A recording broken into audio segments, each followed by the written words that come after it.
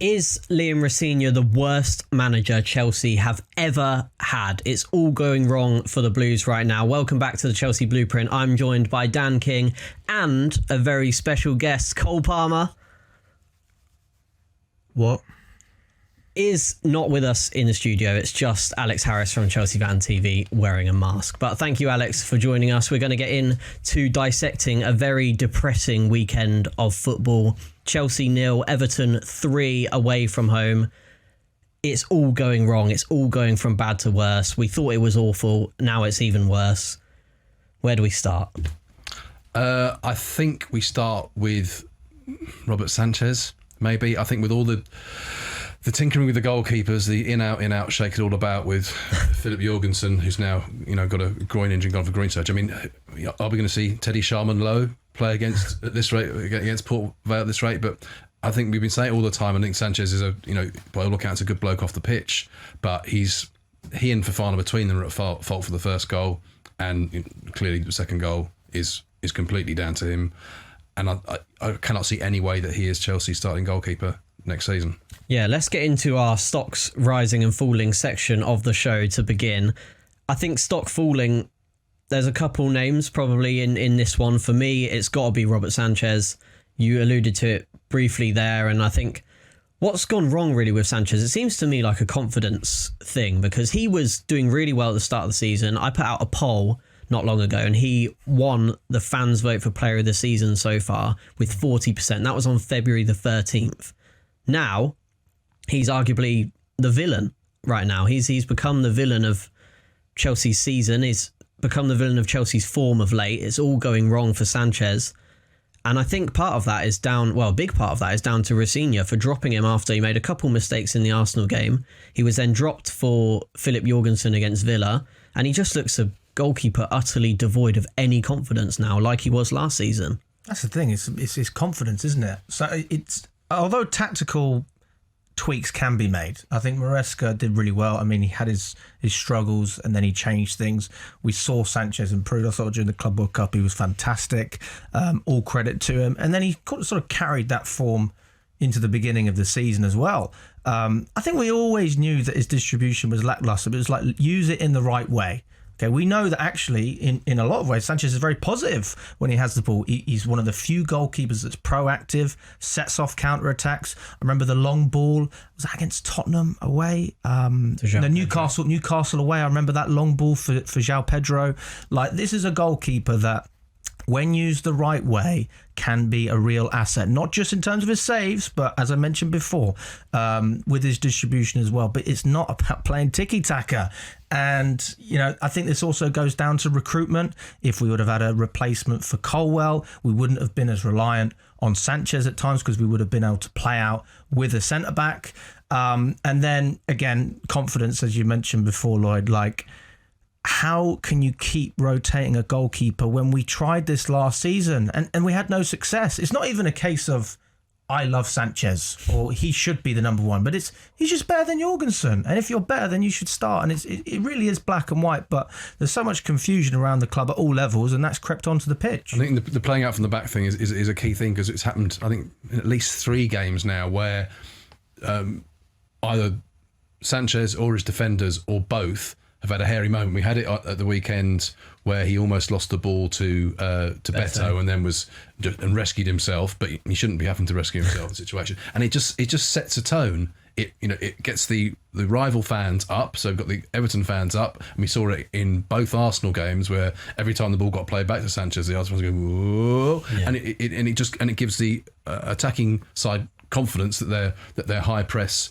is working. And then it's in that context that the errors against Arsenal in the first leg of the Carabao Cup semi-final happened, and then the errors against Everton, and it sets a tone for him and for the whole team, and that does come back down to Rosenior as well, and the insistence on playing this tactic. And he, the first time Sanchez was made to do that was in that first leg of that semi-final against Carabao Cup, and Rosenior admitted himself against one of the best teams in the world at the high press. I'd argue that's probably not the day to start doing it, and then doing it again against PSG, and there were again hairy moments with that. I mean, when it works well, it looks great. When you doing by that. I think Wayne Bridge said in the piece we did last week in the files that it's a high wire act, and when it comes off, it looks great. It's like it's like watching the circus. Oh, he's just about escaped there, but too often they're not escaping. Then if they're not conceding goals, they're giving encouragement to the opposition.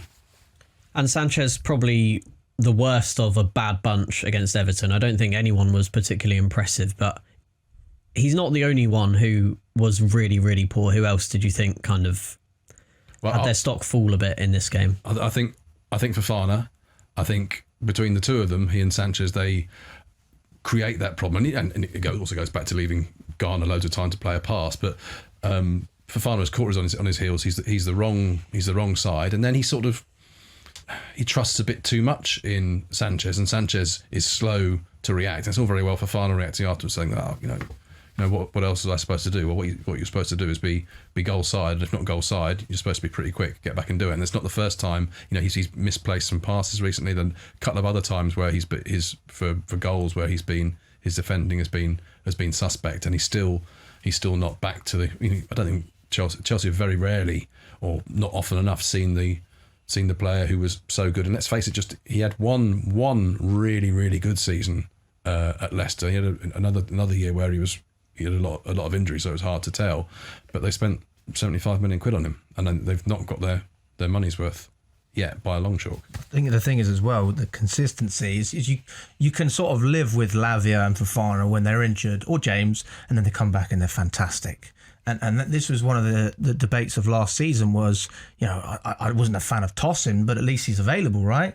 But now we've had Fofana consistently throughout the season, and he's still letting us down. The money that's been paid, the wages that he's on, the fact that we're actually leaning into a player like this and saying we should be reliant on you, and we still can't count on that.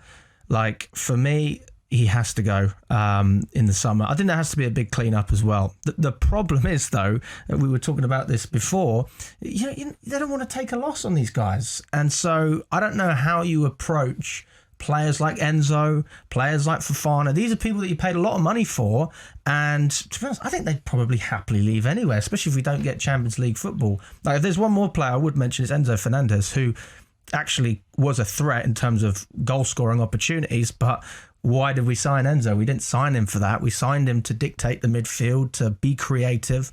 And I just feel like he never wins his 50-50s. He doesn't win his duels. His coverage of the pitch is so poor.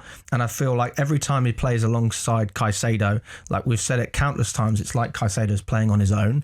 And we've got into this habit of playing him further up the pitch. So you do get that threat, but it's like you get nothing else. And you can get that with certain strikers. Haaland doesn't get involved. I don't want that from my midfielders. I want them to be involved in all aspects of the game. And I just feel like we're so open in the middle as well. So Enzo is another one that, for me, like, I'm just so unhappy with what I'm seeing. And I don't see any leadership either. This is our vice captain, and he's complaining. I saw a meme of him sort of daydreaming before the game. I don't know if he was focused or not, but like, I don't feel confidence when I see Enzo in that. I don't see a Terry. I don't see a Drogba. I don't see a Ballack. And it's not all on him, right? He shouldn't have to be the vice captain, but he is. So you're saying, okay, step up. And I think, unfortunately, we're seeing all the players looking at each other, and it's like, actually, no, you need to take some accountability yourself. I think a lot of people would argue, though, that Enzo is one of the few players who seems to give a bit of that leadership and that kind of the want to win and want to be successful, and you just don't see that from him. No, I think he wants to win and be successful, but I don't see a leader, because it's not just about showing passion, it's about leading by example. And that's where James is great.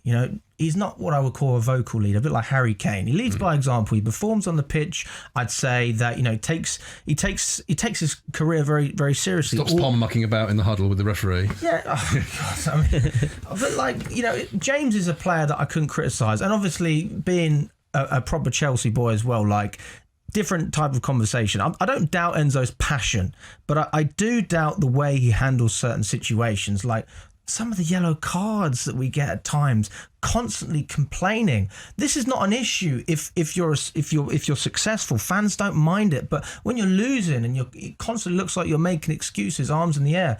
Like, for me, that creates a toxic environment. And you're at the top of the food chain ultimately. Him, Caicedo, Palmer, these are the guys that need to perform. And so even if he is our biggest leader, that tells you that that's still not good enough. No, and if he is your biggest leader, we've got to ignore the elephant in the room. It seems to be every day a few more quotes come out from interviews that he did after. And you can't be saying that as the vice captain. I don't care if you think it's only going to go out in South America.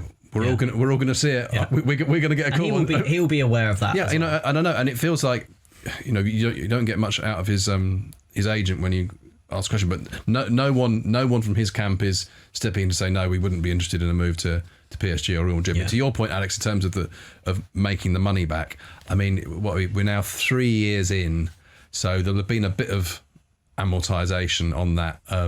I know we love that word. Bit of amortization on that contract. So if say someone were willing to pay a 9-figure fee, so £100 million plus for him, Chelsea would make a profit. I think they're less like. I think that is an issue, clearly, making money on these players. But actually, he is one of the poster boys in some ways more than Palmer. Palmer's one of the better canny signings, but. Caicedo and Fernandes, these are the big boys. These are the 9-figure signings. And if one of your guys after 3 years, and it is 3 years, and you can see if you're Enzo Fernandez, who arrives at Chelsea having won the World Cup, he thinks right now I'm going to win some club stuff. And if he's won the Club World Cup and he's won the Conference League, but that's not really what he's that's not what he's after. It's not what he's in it to win it. 3 years on, he's entitled to think, how much closer am I to winning the Premier League or the Champions League? On the evidence, it's pretty obvious. Pretty far off, yeah. So I imagine this will be a pretty short section, but was there anyone whose stock rose from the Everton game? I'd say Estevao, actually. You know, I felt like Estevao at least brought a little bit of intent. That didn't come off, but for me, it's a bright spark. You know, people talk all the time about end product, but one of the things that frustrates, I think, match-going Chelsea fans more than anything is the intent to go forward. And I think this is where passing backwards and trying to play this possession-based football is really, really dire to watch, especially when you're not getting results. I mean, we all found Maresca's style a little bit boring, but we were stable, you know, and we knew our identity. And I think now the players have been given a freedom to go out and play, but there's a lack of structure. So you can clearly see, I'd use the term who the ballers are, right? And I think Estevao is one of them. I think Palmer's another one who's still disappointing me at the moment, but Estevao, I wouldn't say had a negative impact. No, I mean, and he brings excitement, and especially you say for match-going fans, you want something, especially when things are going badly. You want something to. Oh, at least we saw Estevao. At least he took a man on. I draw a parallel actually between the way Chelsea fans maybe feel a bit Estevao and Liverpool fans with Ngamoa. I mean, Liverpool are absolutely stinking the place out at the moment. The only person who is producing anything of interest is Ngamoa, because he's willing to take on his man. He's not always looking to, you know, do the old Grealish at Man City trick, just run those, turn back inside and pass it back and recycle the ball because he's afraid of, you know, he's got both he and Estevao have got the I don't know the ignorance and the bliss of youth, and they haven't been kicked quite enough yet, or they haven't been told off by their manager enough yet that they're willing to do it. I would say, although Lavia didn't have his best just under an hour since he's come back. I mean, he's only his second Premier League start of the season, so let's give the guy a bit of a chance. I think in general and in patches of the game against Everton, very small patches, I think he does keep showing Chelsea fans what they are missing when he's out. I mean, I think he would be. We talk about what the defenders do and what Sanchez doing playing out from the back. I think Lavia would be, even better than Caicedo. I think Lavia would be absolutely key because of his combination of covering the ground, winning duels, and his eye for just those. He can play lovely passes through the lines, but it's just those little balls around the corner, and he just pops. He just pops them off. And I think keeping him fit. Well, we've been saying it for how many years now, but keeping him fit. He alongside Caicedo would be arguably the best midfield or defensive midfield in the Premier League. But it's just getting them both out, both fit and both in form at the same time, and they've never ever had that. Yeah, so obviously we've spoken about the players. There's a big elephant, I feel, in the room, and that is the manager, Liam Rosenior, whose stock is most definitely falling at a pretty rapid pace as well. Is he the worst manager Chelsea have had ever. He is the worst manager I have seen in my lifetime. He inspires nothing. I've spoken to fans who call him a politician. He says all the right things, but nothing good ever happens. He says we're going to play attacking football, keep passing backwards. Says we need stability, different goalkeeper every week. He says that we need to be entertaining. I'm falling asleep. He says we need to win now. Proceeds to lose 8-2 on aggregate to PSG, at home to Newcastle for the first time since 2012. And then I think this is the first time we've lost 4 in a row in the Premier League since the 90s. So I don't even think it's a question. And if anyone wants to debate whether he is the worst, I would ask you a second question. What credentials does he have? At least Maresca worked alongside Pellegrini and Guardiola.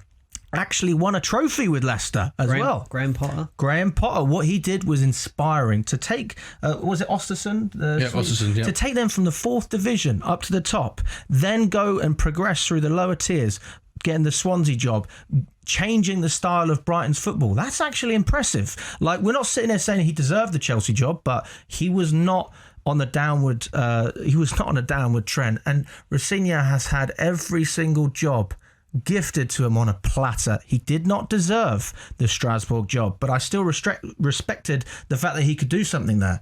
All right, he wasn't bad. But to be fair, it's their best season for a long time. Absolutely, but they've spent a lot of money, sure. by their side. They've invested heavily, and we've invested heavily, and we're actually going in the opposite direction. Do you think that's kind of what's playing against him, in the sense that when you compare him to the likes of Graham Potter, you look at the players that Graham Potter had at his disposal, the likes of Aubameyang, the team for Graham Potter wasn't as good as the team that Rosenior's got now? I would say that Graham Potter came into Chelsea when we were most unstable. And I think any manager will tell you that is just such a difficult thing to deal with. Rosenior inherited a stable squad that Maresca built. He inherited Club World Cup champions who had also won the Conference League. We were on a positive... we had a positive aroma around the club. Is that a good way of putting it? And then obviously the transfer window didn't help. I don't think the recruitment helped either. But we can't sit here and act like Rosenior's been given the worst squad ever, because it's not the worst squad ever. But he's mismanaged so many of our players. I think João Pedro is the only clear improvement since he's come in. I think Caicedo's worse. I don't like his management of the goalkeepers. We're conceding more goals. I don't understand what Cucurella is doing. Are we overlapping? Are we inverting? Surprise, surprise. He comes in. Reece James is injured. So, I really struggle to find any positives about what he's brought to this club, apart from the fact that we know he's a yes man and he's going to cave into whatever the ownership want him to do. It's a pretty comprehensive takedown, that, isn't it? He's sitting on the fence, isn't he? Yeah. Sure. Tell us what you really think, Alex. Yeah. I feel he hasn't helped himself with some of the things he's said, and I think that's fed into to what you were saying. The politician stuff and the management speak, and people have picked up on that, and he's just being himself, and unfortunately that's rubbing people up the wrong way. But if he had, I would compare him. Do you remember when partly after it was after the Arsenal documentary where I don't think that at the end of it they don't get into the top 4, do they? Miss out on the top 4, yeah. And then I think if you go backwards, a lot of people were taking the mick out of Arteta for his light bulb stuff and his win the dog, and playing playing You'll Never Walk Alone and all that kind of stuff. And who knows, by the end of the season everyone could be taking the mickey out of him even more. But I suspect they'll win at least one trophy. So you can. My point is, you can weather that, and in many ways, you'd say at least Rosenior's come into this job with experience of managing in a top 5 league, which Arteta did not, albeit that he'd worked under Guardiola. Yeah, I feel sorry for Liam Rosenior at the moment, because I think he had no choice but to take the job. Because if you were offered this job as a 41-year-old Englishman to get to manage an English team in the Champions League, in the Premier League, you cannot in good conscience turn that down. And I think if we step back from the Chelsea side of it, for him, you've got to say he's got to be hoping that whatever happens at Chelsea, it doesn't set back his career for a long time. I think arguably it did. I think Potter was bruised by that, and then he goes into another club which is got its issues. West Ham against Morborough. He's now Sweden manager, which is great. But that's because he's got more in his locker. He's got more credit built up that people can see what he can do. Whereas Rosenior doesn't have that, and he doesn't go in. You think about. I've been covering Chelsea on and off for 25 years nearly, so I've seen a lot of Chelsea. But Luis Felipe Scolari comes in, World Cup winning manager, can't ask for in some ways more pedigree than that. And yet, he's gone within a few months. Andre Villas-Boas is supposed to be the new Mourinho, literally, because he used to be Mourinho's eyes and ears. That went terribly wrong. He didn't have a lot of he'd managed at least in Portugal. So in the end, and Rosenior will accept this himself, you're going to be judged by results on the pitch and whether there are signs of improvement. And where I agree wholeheartedly with Alex, at the moment things are going in completely the wrong direction. It's forgivable to lose. Just about forgivable to lose 3 times to the team that's probably going to win the Premier League. And to PSG. Yeah, and to PSG, who are the reigning champions, and I think will push very hard to win it again. But as you say, losing at home to Newcastle in the manner they did, and then losing away at Everton in the manner they did, it's not acceptable. And to the Rosenior's credit, at least after the Everton game, saying that is just not good enough. Yeah, it's not an easy job, but you still have to be better, don't you? Right? So it's harsh. But it's the reality of where we are. I think one of the things for me is, I mean, we're fairly united on the fact that he's not going to be sacked before the end of the season. But that is obviously what a lot of fans want at the moment. They want him to be gone. They want someone else to come in. I don't really see someone else who can come in and do a better job than him. And I feel as though by sacking, Rosenior is a part of the problem right now, but I think sacking Rosenior and getting someone else, the problem doesn't change, because you're going to bring in, let's say, who would be the front runners? Felipe Luis, maybe Frank Lampard and Gary O'Neill. They would be the not if he's got any sense, Frank. Because the owners are not going to bring in a Luis Enrique. We saw that. Luis Enrique is not going to come in and work for Chelsea. Yeah, and it's not going to happen. You're not going to get the change that Chelsea fans want from sacking Liam Rosenior. So where do they go from here? If he's sacked, who do you bring in? Because is Gary O'Neill a better manager than Liam Rosenior? Yes. Is he? Well, he is. He's managed 2 Premier League sides. He's maybe better equipped for if Chelsea are getting relegated next season. I think the reality is if Rosenior was to stay, I don't know how long term we're talking. What's he on, a 6-year contract? So, let's just say Rosenior was at Chelsea for 6 years. I think there's a good argument that we'd just go way down. We'll do a Spurs. I think that's a good chance. I'm not saying we get relegated, but why wouldn't we plummet when we keep self-sabotaging? I actually think it's harder to do what we've done than just maintain the success of what Roman built. All we had to do was sign a couple of decent players, keep the sporting directors in place, back Vivell when he came in, or deal with Buck or Granit Scott, whatever it is. But we decided to change everything. And in that sense, everything has changed. We've gone from a club who expect to win to a club who are almost praying to win. I'm going against Everton. I'll take a point. It's a point gained because Liverpool lost. And that is not me accepting mediocrity, but that's the reality of what we're watching. But just to go back on what you said about the managers, Gary O'Neill would be a horrendous appointment, but it is the most realistic based on what we've seen from this ownership group. And also, like we mentioned with Enrique, he's probably one of the few that might actually accept the job. So it's not even about who Chelsea want, it's about who will take Chelsea. Yeah, I think that's the go. I don't think, and it depends how much money you offer him, I suppose. But I'm not sure Enrique would take it. And whatever happens in the summer, say if Rosenior did leave, Xabi Alonso I don't think he's not going to come, and he's probably going to be the highest profile manager available. And you're going to have people like Glasner or Iola with Zidane. Zidane. Well, it means Zidane to come in on vibes. Who knows with someone else under him. But the other thing with Rosenior is this ownership have got a lot of their credibility tied up, invested in this guy. They can't be. They've sacked so many managers where they can't be seen to be getting rid of another one. They've got, because otherwise it really does. Well, it already does look like they're the problem, but it really starts to look like their problem if the guy that they've handpicked and groomed all the way through through the system still can't make that system work. And it's like, maybe the system might be wrong. So they've got to give him to at least the end of the season.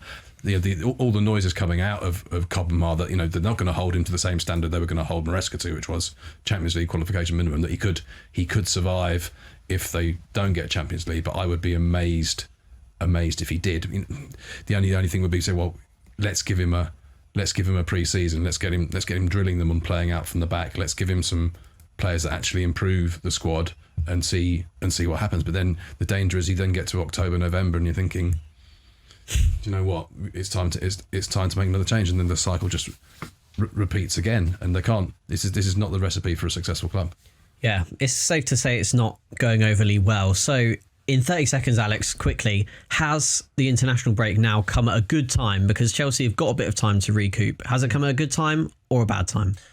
Well, I think it's come at a good time in terms of just breaking away, have a break for myself. But I think from the players' standpoint, yeah, they just need to regroup. I don't think there's any time, though, unfortunately, that will affect our results, whether it's a week, a month. I think the same thing will happen. I think we'll continue to struggle. Dan? I think it has gone at a good time, just because it will get Rosenior and his players and bad news out of the news. They'll have a 2-week... not a total 2-week break. We'll still have to do some work, you and I, Lloyd. But they'll have a break. There's no games to play, so they've got no opportunity to lose and make things worse. I mean, that sounds silly, but that's reality. And you'd like to think if Rosenior is as good a coach as a lot of people think he is, not just the Chelsea sporting directors, then he's got a week and a half, 2 weeks to work on it. And let's see. I mean, Port Vale is a weird game. But then after that, you've got City and United as the next 2 league games, and by that point, because they're playing, whoever wins out of Brentford Everton after the international break, they all go ahead of Chelsea in the table, because Chelsea will be playing FA Cup. So the pressure is really going to be on. Can we just talk about one other silver lining to this massive cloud, and that is the ever burgeoning fitness of running man Mr. Lloyd Canfield. We are in exceptional shape. When you took on that challenge, did you really imagine that you'd be running the equivalent of more than a marathon in 2 weeks thanks to Chelsea's ineptitude? No. Well, not long before I started, actually, Chelsea had won 5 games in a row, and I thought it might get bad every now and again. I thought PSG had potential to be a disaster, and it was a disaster, but there have been multiple disasters after that, which included me running 11k this morning in that Cole Palmer mask on the table. So stay tuned to my social media to see that video. Shameless plug. Thank you very much, though, for watching the Chelsea Blueprint. Don't forget to like, comment and subscribe on the video. Thank you very much for watching. We'll see you very soon. Goodbye.